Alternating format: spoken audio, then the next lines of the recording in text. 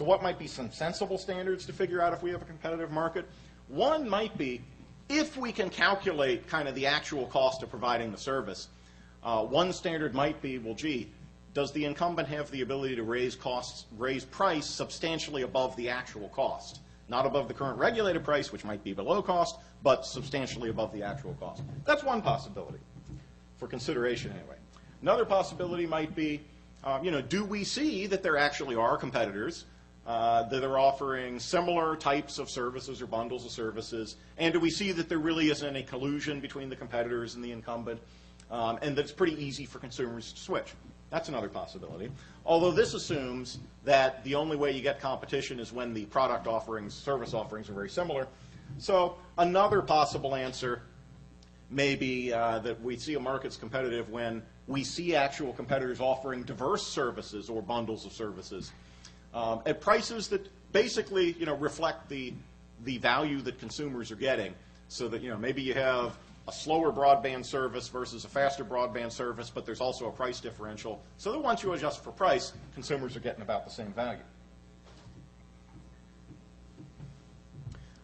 Finally, earlier this morning we heard a little bit reference to Phil King in Texas and the Texas Telecom Reform. I just wanted to throw up a little bit of info about the Texas Telecom Reform in case you all aren't familiar with it. That's one state where I had the opportunity to start studying it before they did their reform, and then kind of continue. I know there's a few people in the audience who know a lot about the Texas thing, so I'll warn you, this is certainly not comprehensive, but there are certain interesting points about the Texas reform that are very closely related to the list of things I put up earlier about how do you get consumer welfare.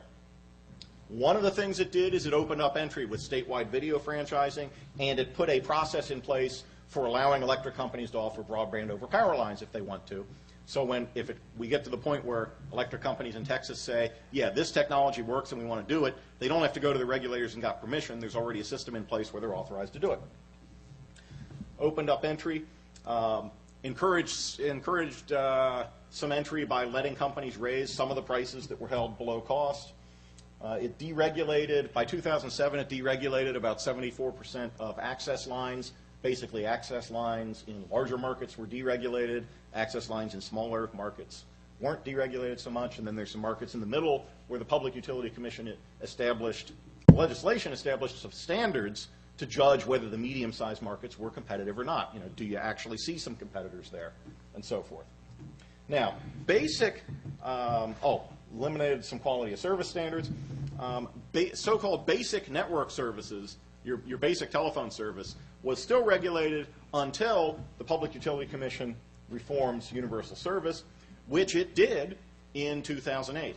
And in 2008, there was a settlement negotiated with the four largest companies in Texas that essentially reduced some of the universal service subsidies that were related to serving high-cost areas in exchange for allowing the companies to raise some of the local rates, so that in some of these more rural areas in Texas now, the customers might be paying something closer to what people are paying in urban areas for local phone service.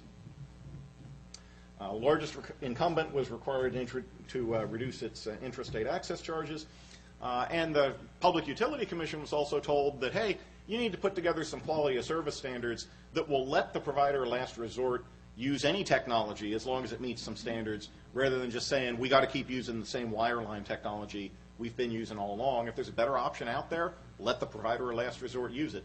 That's not the same thing as eliminating the provider of last resort obligation in areas where there's still a monopoly, but it's certainly a way of reducing its cost. And finally, I'm not going to read this to you, and I don't expect you to read it, but if we can make the presentation available, just to prove I'm not making all this stuff up, there's some references.